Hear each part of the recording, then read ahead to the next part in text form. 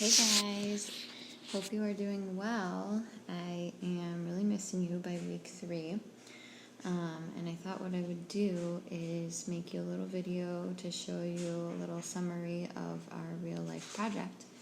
You guys are doing such a great job. It was so fun to see the careers that you chose and the houses and the cars that you chose, and then just kind of putting it all together with part 5. I think there was a little bit of confusion on part 5, the monthly budget, so I decided to show you an example of this project in action. So what I'm going to do is I'm going to take you through each part, and I'll try to go quickly but also be informative to show you how to fix your mistakes if you have them. And then I'm going to show you what is the next step, which is the reflection and then the redo for some of you. Okay, so as you can see, I am on part 1, and the job that I have chosen is something that I've always wanted to do since I was little, so I chose to be a teacher. So I write my career on that line. My annual income is obviously right here. It's $58,000, which is not my actual income, but that's probably the average income for a teacher. Okay, so this next step for part B, this is part 1. Again, some of you kind of struggled on this, so I'll go slowly at first and then I'll kind of increase the pace here. So if I make $58,000, I fall into this tax bracket, which means I have to pay 25% of my income to federal taxes. So there's a couple different ways that I can calculate that. I can change 25% to a decimal, which would just be 25 hundredths, 25 out of 100, remember it's per cent. So I could just do $58,000 times 25%, which is 0.25, or as we talked about in chapter 6, I can say what is 25% of $5,800. Okay, so that's what you're doing for each of these questions. You're either just changing it to a decimal and multiplying, or you are setting it up as is over of equals percent over 100. Totally your choice on how you choose to solve it. I'm not going to take the time to show you how to solve it, so if you have questions about that, you can let me know. But I am just going to fill in my totals here. So when I calculated this, my federal taxes were $14,500. My state tax is 4.95%, which if I change that to a decimal, it's going to be 0.0495. So 495 10,000ths times my annual income, which would be $58,000. So I would need to multiply that by $58,000, and I would get 2,871. My local tax is 2.45%, 2 and 4500ths%. Again, if I change that to a decimal, it's going to be 0.0245, or 245 10,000ths multiplied by my annual salary of $58,000. Oops, I didn't line that up right, but you get the idea. So my local taxes are $1,421. These are all dollars, by the way. Label my answers. And then my health care is 2% of my annual income, so 2% would be 0.02 times my $58,000. And that's going to be $1,160. So if I add up all of these, B, C, D, and E, these are my expenses, and that's going to give me $19,952. So if I take my income, which is $58,000, and I subtract my expenses so far, these are the only expenses we're calculating here, this is just the taxes part, what's being taken out of my paycheck, I'm going to be left with $38,000, or 38,048, and I'm going to divide that by 12 to get my monthly, because there's 12 months in a year, as we all know, and so that's going to give me $3,170.67. So just pause for a moment and think about, this is crazy because I thought I was going to be making $58,000. Well, no, government takes out $14,500 and the state takes out $2,800, and then I have my local taxes for Chicago. Then I have to pay for health care just in case I get sick, and take all that away, and I'm only left with this much, $38,048. Okay, on to part 2. Alright, so I love this beautiful home. This is what I want to purchase. I love it so much, and it's $529,000, which I don't know if you knew this when you calculated this, but that's $500,000. That's kind of a lot of money. So again, when you're calculating this, you can either just change it to a decimal and multiply, or you can do is over of equals percent over 100. But I get my down payment, which means basically what you do is when you want to buy a place, they will say you have to have at least 20%, which means I have to have on hand almost $106,000. Thinking back about my salary, I'm like, oh my gosh, that's a lot of money. My salary is not even half of that, so it's going to take me a long time to pay that. But anyways, that's what I want, so I'm going to go for it. Okay, so for Part C, subtract Part A and Part B, because you're already putting this amount towards the house. So when you take out a loan, you don't have to take out a loan on that amount. You have to take out a loan on the remaining, which is $423,000, almost $424,000. All right, so here's where we calculate the interest. The principal, which is the borrowed amount, some of us got confused on this, is this one right here. I didn't borrow the $105,000. I already had that. So I'm only borrowing this much, and then I'm going to multiply that by a rate of 4.5%, which is 0.045 thousandths times 30 years. Okay? When I do that, I get $572,292. I don't know if you figured this out, but then when you add that back to your money borrowed, this is just your interest, you guys. So the bank is charging you that much just because they let you borrow this much money.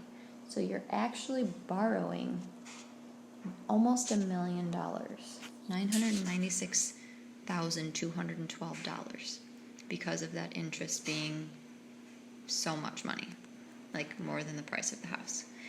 So the last step would be to divide your mortgage by 30 years. So yes, that's a whole lot of money, but when you break it down by month, it looks a lot nicer because you have 30 years to pay it off. Okay, so that's my part 2. I'm like, holy cow, that's a lot of my money, but I really liked the house, and I'm at part 3, and this has always been my dream car, actually a Range Rover, but that wasn't one of the options. So I'm going to go for a Land Rover. Alright, so my Land Rover is $89,200. Oops. Let me try that again. The name of my car is a Land Rover. And the price is $89,200. Alright, so here we go with our percent again. My percent is 15, so that's 0.15, 15 hundredths. And I have to put that amount down. So going to the car dealership, they're going to know if I'm a fraud, if I can't even afford this car, then I won't be able to make that down payment. I have to have that much money when I go to buy the car if I want to leave with that car. And I keep forgetting to put my dollar signs. Bad, bad, bad. Okay, so the rest of the amount that I have to finance when I take away my down payment from the price of the car, it's going to be $75,820. And that's what I have to borrow from the bank.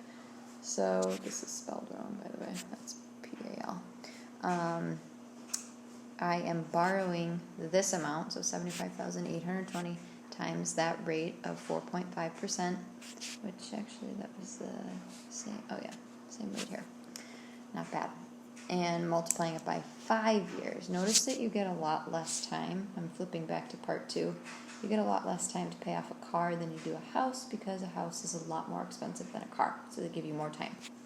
So anyways, when you calculate that for the Land Rover, it's going to be $17,059 and 50 cents. So that's just the interest.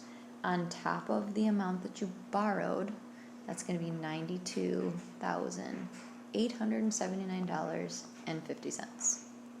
So divided by 5 years, that's a car payment of $1,547 and 99 cents. And I'm like, holy cow. I don't know if I have enough money to pay these 2 bills, because those were some pretty big bills. So here I go. And this is the part that some of you struggled on, so really pay attention to this. For part 5, you were to take your monthly income, which it said your monthly payment from part H of part 1. So I'm going to flip back to part 1 and show you what I'm talking about. I'll change the color here to blue. Okay, so that was this right here, the monthly income. Okay, so I'm writing that amount on the top line. I'm making $3,170.67. That's what I calculated right here. Okay, the next one asked me for my monthly mortgage payment, I think. Let me go back. Yes, my monthly mortgage payment, which was part F from part 2. So go back to part 2. Letter F, this is what I'm paying per month. $2,766.26. Is that right? I think it was 27. I made a mistake. That should have been a 7. Okay. So $2,767.26. Okay, now looking at my car payment, I'm like, oh my gosh, am I gonna have enough to make that car payment? I don't know. $1,547.99. $1,547.99. Okay, I didn't show you part 4 because that part was pretty self-explanatory. You're just calculating what you're going to need for the month. So for me, I'm just going to estimate. And by the way, this is me as a single person, not as a married person, because I'm only looking at one income, and that's my teacher salary. So if I'm calculating food, I would say probably a reasonable amount would be $75 a week. So that would be $300 a month. Okay. All right, then this part E was 0.1%. That's a tenth of a percent. So if you're changing that to a decimal, it's 0.001 of your house. So for the price of your house. So I'm going to have to go back and not look at my payment, but the price of my house. Say they're approximating that, because you get all of these bills every month just to keep your electric and your gas and your water going. So when I calculate that, I get $529. Not bad. Okay, this one was a given. You didn't have to calculate anything. It was just $180. And then you had 3 other categories which people were a little bit confused by. Remember that this is your monthly budget. So these are the other things that you spend money on each month. Okay, you may not have to worry about this right now, but when you're an adult and you have to pay your own bills, you have to worry about things like, hey, if I want to buy a new shirt, that comes out of my monthly budget. So that's definitely going to be one of my categories. I'm going to say clothes. And I'll go on the low side there of $100 a month, which is probably more than that, but I'll just say $100. Okay, next category, I like to go out to dinner. So I'm just going to say dining out, and again, I'm going to lowball it at $100. It's like 25 times 4, so 25. I'm only going to a restaurant once a week, and I'm spending $25, which again is probably unrealistic, but it's my goal. And then my last category is just going to be fun. So if I want to go to the movies, or if I want to go bowling, or whatever it is, I'm going to set aside $100 a month. And that's just an estimate. Again, that's just a made-up thing based off of what you want to do. Okay, so my total expenses is going to be everything from B to I. Okay, so I have to add all of that up, not including A, because that's what I'm making. The rest of them are my expenses. So that's a total of $5,624.25. And here's where a lot of your Part 5s did not make sense. If I'm making, I'm going to change my color again here. Change it to green this time. If I'm making this much, but I'm spending this much, there's a problem. I don't have enough money. My savings is negative. Negative $2,453.58. I went over how much I had by that much. That's a really bad decimal, but you see it. So, holy cow, I can't save, and I am over $2,000 in debt every month. So that's how people go bankrupt. Okay? So, a lot of you need to redo your Part 5. Here's what we're doing today.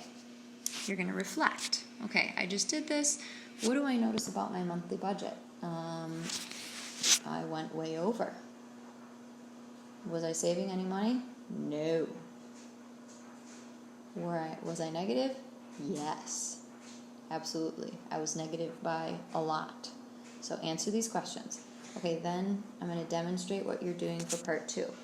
What are you going to change so that you are saving more money and less in debt? So I have to make some life changes here. I either have to change my career to support my expensive habits, my expensive style, or I have to downgrade on my house and my car because I want to be a teacher. Okay? So I'm asking you to calculate your new choices on the following pages. If you're not changing anything, you're just going to put NA, which means not applicable. Like, I'm not changing this, so it doesn't apply to me. Okay?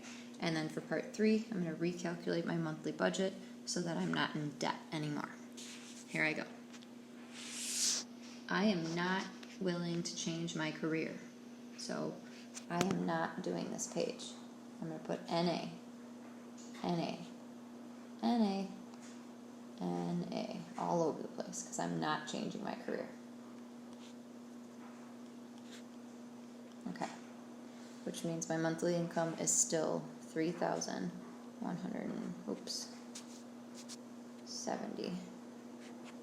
and 67 cents. Okay. All right, Part 2, look at me. I chose a new house, one that is significantly less expensive.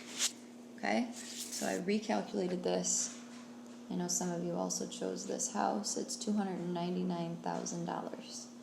If I give a down payment of 20%, that's going to be $59,800, which means I owe $239,200. So the interest that I'm going to have to pay, $322,920. I'm doing this really fast, but again, you're just changing these to decimals and you're multiplying it out. Add that interest back on the money that I borrowed. That's $562,120. Okay, so divide that by my 30 years. Significantly less money. Like over $1,000 less than my other house that I chose. Okay, I also need to choose a new car because if I'm thinking about it, I was how much over? Let me see, I'm going back here. Yeah, almost $2,500 over. So this isn't going to be enough. I'm going to have to choose a new car as well. I don't know if you knew this, but buying a used car is extremely smart because as soon as you buy a new car and you drive it off the lot, they say that it depreciates by 20%. I think that's the calculation. I think that's the percent. But anyways, new cars, even if you drive it for one day, it's considered used, and so used cars are very, very more reasonably priced. Alright, so I chose this car. It's the Honda. You can see it right there. The price of the car is $9,995. I know some of you chose this one as well. So that's going to be a down payment of $1,499.25. And so that means I have to borrow $8,495.75. Okay, so the interest, principal spelled wrong again, is $1,911.54. And adding that to the money borrowed is $10,407.29. So it's crazy to think about how much it's increasing from the price of the actual car. Remember, the price of the actual car was this. I'm actually going to end up paying this because I am taking out a loan. Remember, we talked about that. But divided by 5 years, my car payment is only $173.45. So that is significantly cheaper than it was before. Okay, so I am redoing my part 5. A lot of this isn't going to change, actually. The only thing that's going to change is B and C. So I'm going to put my same salary, monthly salary, but my new mortgage is $1,561.44. And again, I'm getting that from right here when I redid it. Okay, my new car payment. What happened to my zero there? My new car payment is $173.45. Okay, this is the same. 300. This is the same. Oh, this is not the same actually. I need to redo this one really quickly. The price of my new house is $299,000. So I'm calculating this really quickly, multiplying it by 0.001. And I'm simply moving the decimal point a couple places. So that's 299. Okay. So this is staying the same. I'm not going to change my others because that was on the low side anyways. And I'm going to total up my new expenses from B to I. And I have to fix this because I calculated it wrong. 88,483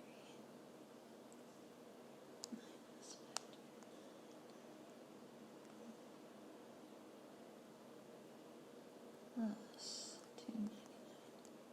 Okay, so it's going to be $2,813, which means I'm going to be saving. And I calculate $357.67.